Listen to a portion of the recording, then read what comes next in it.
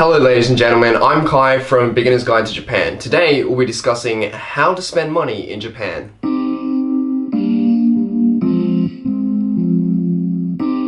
As you all probably know, there are three main ways to spend money in the world: cash, credit, or points. The most prevalent way of spending money in Japan is points. You'll find that with most retail stores or transportation, you'll be able to use points to pay for basically everything. And the good part with points is you can use your credit card to charge your points, which is great for ease of use, but it can create a problem when you're leaving the country because there's no way to get your points back. The most common misconception with money in Japan is that you can basically only spend cash in most stores. This is not true to some extent. To elaborate, credit cards and points can be used at most retail stores, convenience stores, supermarkets, and electronic stores, which is basically all you need, right? But if you want to go out for a drink to a Japanese-style inn, an izakaya, then you will definitely need cash. Also, if you plan on going to any small markets in touristy areas, you will also need cash. Luckily for you, it is extremely common for an ATM to be just around the corner in Japan, with most convenience stores having 24-hour service for most credit companies. I'm sure you're all dying to know what's actually inside a Japanese person's wallet, so let's get into that. So first up, we have cash. I usually carry around 10,000 yen. That seems to be enough for most days. However, if you are planning on going out for a drink later on in the day, you'd be more suited to have at least 30,000 in your wallet. Coins. These are not extremely useful, however, they do hold a lot more value than you are used to.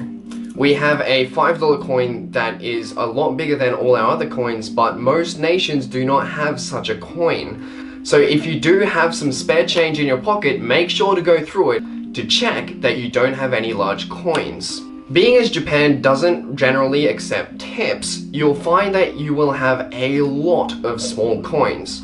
For example, in the last year alone, I was able to collect 100,000 yen just in 10-cent coins. So make sure to use your coins as frequently as you can. However, carrying around coins isn't inherently cumbersome, for they allow you to buy beverages and food from vending machines, which are everywhere. Unfortunately, we do not have as many wacky vending machines as everyone seems to think. For example, there is a vending machine in Tokyo that allows you to buy DVDs and other such items, even cameras. But as I stated, there's only one. These are my travel IC cards, mainly used for trains, taxis, buses, and Shinkansen, although you'll notice a huge asterisk right over here because you cannot board a Shinkansen directly with just one of these. That is because you'll have to register your IC card with services such as SmartEX before you can use your card to directly board a bullet train.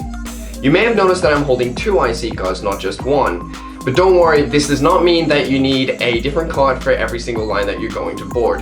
However, I do need two, and we'll be going into that in more detail in a future video. Conveniently, you are able to use these IC cards on some vending machines close to train stations and also paying for food and other such things at convenience stores. Next up, we have my cash cards. These are used for getting money out of your bank and into your wallet. There's nothing very special about these, however, there are a few key differences between companies. Like this green card, which is issued from the National Post Office, you're able to withdraw and deposit money for free if you're at a post office, no matter how many times you deposit or withdraw a month. Most credit card companies and banks do not allow this. Be careful when you're setting up your bank account. However, we will also be covering this topic in a future video. Next up, we have point cards. This card in particular is used at my favorite video game store, and I get points if I buy games in cash. Now, you'll find that that is a common theme throughout most retail stores in Japan. Yes, they will issue you a point card for basically any store. However, you will most likely not be able to get points with them unless you pay in cash. And finally, we have my credit card. As I explained before, it's actually a lot more useful than everyone seems to think. I can use it to pay for things at stores, buy things online. However, you can actually buy things online in cash in Japan. And most importantly, you can use your credit card for your rent and other such utilities, including your phone. So that pretty much does it for my wallet. Now all I've got left is a couple of receipts and a few business cards, which you will get a lot of if you are a businessman doing business in Japan. However, there is another form of payment that has been rising recently but isn't quite mainstream enough for me to recommend. That is mobile paying services such as PayPay or PayPal.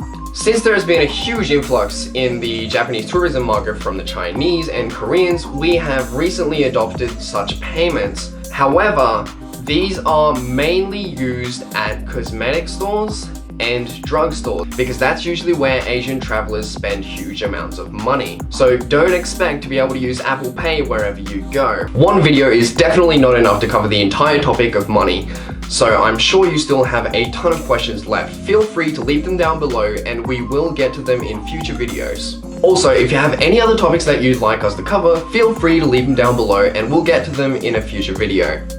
We've also left some links down below for you to check out, such as our personal Instagram and other such things. We do plan on setting up a channel Instagram, so be sure to check that out when we announce it. Anyway, thank you guys for watching, and if you like this video, don't forget to press like and subscribe down below with notifications on so that you don't miss any of our future content. Peace.